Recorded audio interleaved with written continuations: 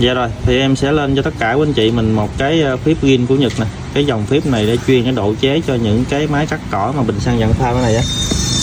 Giống như là TD33 hoặc là con máy cắt cỏ mà 328 bình xăng dạng phao á.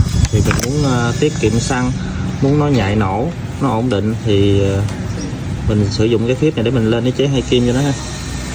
Thì mình có thể là khoát ở đây bắt có chó hoặc là mình khoan bình xăng con của anh chị đó, thì giờ em lắp trên một cái con máy mà 328 của Trung Quốc này, để lên chế hay kim cho quý anh chị mình tham khảo nha.